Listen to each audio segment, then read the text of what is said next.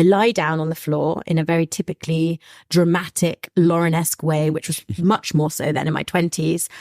He pulls off my snow boots and boom, somebody comes into the apartment and there was this woman there. And I remember being like, what? Who are you? And she said something like, Ich wohne hier, was machst du in meiner Wohnung? Welcome to One Day in Vienna. Our guest today, myself, Lauren Löw. Name Lauren Löw, Geburtsland Großbritannien, Ankunft in Wien 2008, Familienstand, verheiratet, 2 Kinder, Beruf, Designerin und Inhaberin des Schmucklabels Heirs. I'm your host, Lauren Löw, and welcome to this podcast, where we're going to be uncovering those memorable anecdotes about this magical city that, let's face it, we all love and hate in moments. The expats featured in this show will be enlightening us as to how they navigate becoming a local in Vienna, often with a splattering of hilarious culture clashes to boot. Welcome to our podcast, One Day in Vienna. I am Mitar, the founder of Ines Institute Vienna, the German language school in Vienna. And we are running a podcast dealing with One Day in Vienna, or your first day in Vienna. And we want to share the memories on this very special day with all expats in Vienna. And today, my very special guest is Lauren Löw, who is at the same time the host of our podcast. She's the founder of Heirs. Maybe you can spell it for us, Lauren. Welcome to our podcast. Thank you. It's lovely to be here on the other side of the chair. How are you spelling the company that you founded? Heirs, as in geerbt in German. Heirs, inherited. Heirs. But most people call it Heirs, and I'm kind of used to that now. I can roll with that. That's okay. Wonderful. Thank you. Lauren, could you please share with us your memories about what brought you to Vienna? Was it love or work? So actually, this is a question which I realized so many people come here for love, and I didn't. I did come here for love. I came here to help my sister, who was setting up a little project at the time called Elephant and Castle, which is a lovely café, still available on the Neubergasse. And I came to help her with a bit of the setting up of it. And then, of course, I fell in love and I stayed. So yes, and that was in 2008, but I'm not with that person anymore. So my life has changed in the last 15 years. But I moved here, for my sister in 2008. So if I understand that, it was at that time twice a love, the love to your sister, right, and then later the love Definitely. You found here. Still two of the biggest loves in my life. And the third one was then Vienna, hopefully. So actually, I did not have a very big love of the city. After interviewing people now, I realized so many people saw Vienna and fell madly in love, or they had a job here that was really fixed and of friends here. I had none of that when I first moved here. For me, I had my sister, and then after a few weeks of helping her out, I met my then boyfriend at the time. And one friend. I had one friend who I made in that time. So for me, I didn't really get Vienna when I first moved here. I was like, really? I mean, what's this about? It was very dark. It was, I moved here in that November. There was November in 2008, which was very, very cold. And I don't know why, but of course I had to move to Vienna in that time. And it was freezing. And I remember thinking, it's dark, people are not friendly, and it's freezing. What am I doing here? I'll go straight back to London once this is finished. But I didn't. Great. It's always better joining Vienna in spring or in summer. Right. If you I can never choose get people that, to visit in winter. But you're joining it in the winter and you're freezing. But I hope you have other nice, interesting memories on your first day in Vienna that you would like to share with us. So I'm going to share a slightly different experience of Vienna, because now I'm in Vienna. I miss Vienna, love Vienna. I have great friends. It's a really positive, wonderful place to grow in. But when I first moved to Vienna, as I said, it was that winter and it was dark. And my first day of Vienna was a lot of strange interactions. So I I came from London. I was working in advertising after I'd studied. So I was very London-y. And I moved here with my friends. So I had my friend Katie helping me from London. I was in my early 20s, so I didn't have much money, and she had agreed to come, with a backpack, and I had a suitcase, and we flew from Stansted to Bratislava on Ryanair. So I have all the possessions which I need to live for the next 6 months, say, in these bags. And I'd also secured myself a flat. And so we were coming back from Bratislava, and it had been a really long journey. And then we got on a bus from Bratislava to Vienna. And so hours and hours later, cheap airline feel later, exhaustion later, and snow and sludge later, we arrive in what I had then thought was an incredibly gorgeous apartment. Now in retrospect, had realized it probably wasn't as great as I thought it was, but it was a good 90 square meters, and it cost me probably 300 to 350 a month. So I was winning, My boyfriend's there, Jakob, to help us. And I lie down on the floor in a very typically dramatic Lauren-esque way, which was much more so than in my 20s. He pulls off my snow boots and boom, somebody comes into the apartment, and there was this woman there. And I remember being like, what? Who are you? And she said something like, Ich wohne hier, was magst du in meiner Wohnung? Or something like this. And she was just dressed in a really, night vibe, I would say, and was definitely over 50, which was a bit of a shock, I have to say, when you're in your 20s, And in London, you do not confront people who are scary, or especially not people who are in your apartment, And the first thing I remember thinking was like, does she live here? Is like, does she live in this apartment? I was like, oh. So there I am, lying on the floor with my legs up in the air. Jakob's pulling them off. Katie's just looking in complete bewilderment, like, what is happening here? And Jakob slowly ushers her out of the apartment, like, nein, du wohnst nicht hier sicher. Das ist meine Freundswohnung. Okay. And she goes back and back. But she kept knocking for like a good 15, 20 minutes, saying that she lived here and stuff. And in the end, we'd figured out that she perhaps didn't have the best sense of direction or time, because it was often very early in the morning that she thought she lived in the apartment. But she just definitely lived 1 or 2 stories above. So in the end, we were kind of like, no, Brenda, you don't live here. You live upstairs. Popped her in the lift. And she became this kind of sort of slightly, I don't want to say charming, but like sweet addition to the house, rather than this very scary initial meeting. But then I left Katie and Jakob in the apartment, and I went to go and get my spare keys from my friend Rafi, who was, as I said, the only other person who I knew apart from my sister and Jakob in the city. And I went down to the Nash Market, and it was just on the 53A or the 57A bus. And so I'd had this really awkward encounter with this woman.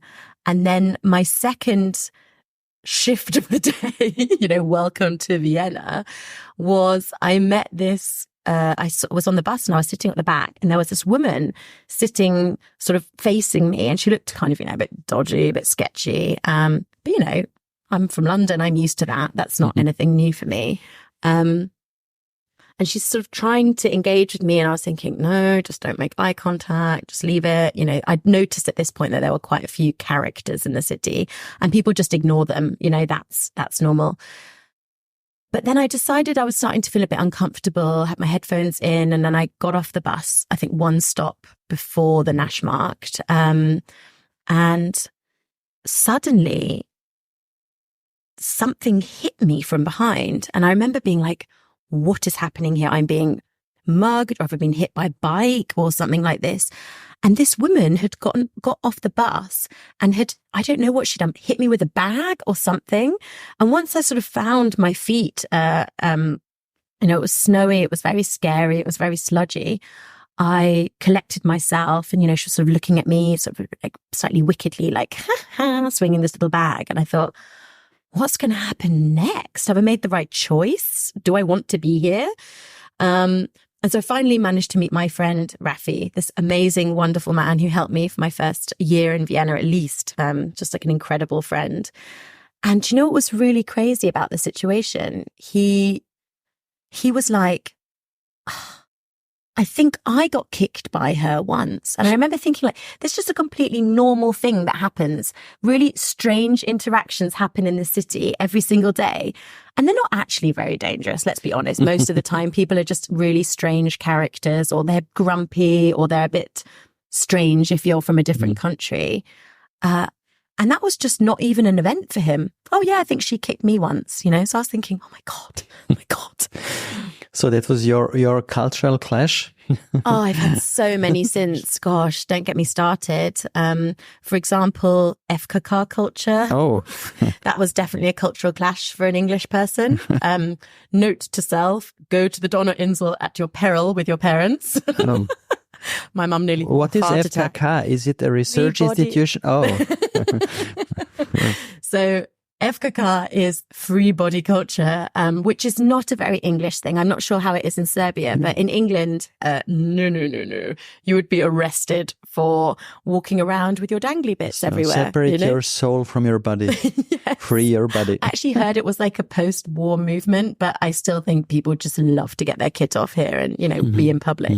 So, and you're considered a bit uptight if you're not okay with it. So I'm the uptight person, getting used to it after 15 years still. And this become your favorite place in Vienna? Yeah, exactly. Right. So the Donauinsel has become my favorite place in Vienna. So when your friends from UK visit you, you show them Donauinsel. Actually, do you know what's funny? My friend fell off her bike once when we were on the Donauinsel because she was so shocked. Bless her. Hopefully like, not in the naked area. No.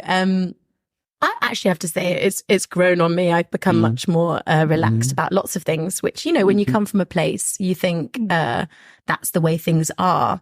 And then when you've lived in a different culture for a while and you speak a different language, I think you start to undo a lot of things which you grew up with that you thought were right and actually find out what's right for you. So for me, it absolutely does not bother me. My Schwiegereltern, for example, are very comfortable being around me with no clothes on. I'm used to that now. Is Schwiegereltern your favorite German word? No.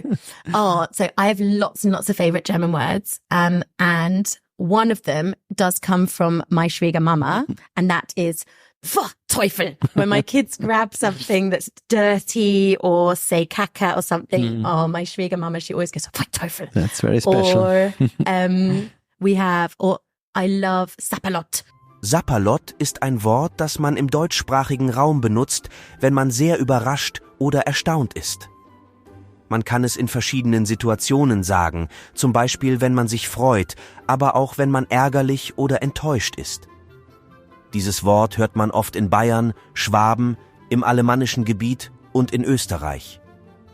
Je nachdem, wie man es ausspricht, kann es unterschiedliche Bedeutungen haben. Ah, verdammt, ach, papalapap, guter Gott, verflixt und zugenäht, zum Kuckuck, alle Achtung, Glück gehabt. Or Ohrwurm. I think this is an amazing word.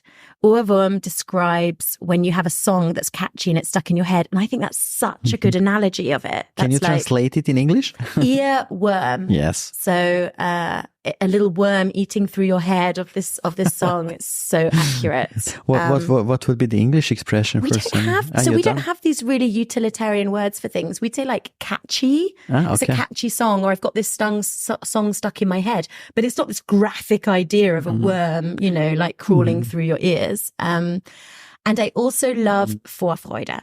Vorfreude or Freude, Freunde, all these kind of words to describe joy before you do something. I think that's just lovely. And also the fact that you've even got a word to describe an emotion before you do something. I often say to my husband things like, let's talk about this. It gives me such a Vorfreude. And I love that. So I really have to say, after an initial clash with the German language, I do love Austrian German, and I'm married to an Upper Austrian. So they have a lot of words in dialect, which I do also really love, I have to say. And that things like Alice in an Upper Austrian would be ois. So they don't put any of the consonants in the word, and they just use the vowels and then add the last consonant. So Alice, danke for Alice. Danke for ois. Love that. May I ask you, which places in Vienna, which favorite places would you show to your friends visiting you from UK? I have so many favorite places in the city now, but so I'm with you with the first district. That's really gorgeous all times of year, just to see the different characters there as well. I often think, like, do people in the first district live here? Like, they just don't seem like people that I would meet in the third district where I live. But I do love places where you get like a real mix of the new Vienna and the old Vienna. And so I really love this area between Erste Campus and the city on the Gürtel, because for me, it's like this new meets old. And I think that that's quite a nice vision for Vienna of the future. I think there are a lot of new things which are coming into the city that are complementing the old of the city, which wasn't when I first moved here, I have to be honest. Wonderful. Thank you very much for sharing your Viennese life and insight with us. At the end, may I ask you a very personal question? All questions have been personal, but this one is a special. More personal? More personal. I feel like I just gave you my whole life story. Are you a Brexit refugee? Well, do you know what? I did actually get married just after Brexit. Okay, so you are. No, actually, it was the timing. But Okay. I have to say, Brexit did have quite a big impact on me. Luckily, I'd been here and I was somebody who was valued within the system, and I do have children here. But there's no place like home. But right now, I don't want to be there. Yes. Well, thank you. So thank you so much for interviewing me today, Mitar. Well, I thank you for a very interesting insight into your Viennese life. Thank you so much for having me. You love Vienna too and want to learn German? Innis Vienna will get you there. Vienna's best language school offers a variety of courses and trainings at different levels, at different times, and at different intensities. All information about Innis Vienna and today's guest can be found in the show notes. And there we also explain all other German words, terms, and Viennese areas from this episode. Thanks for listening. Auf Wiederhören.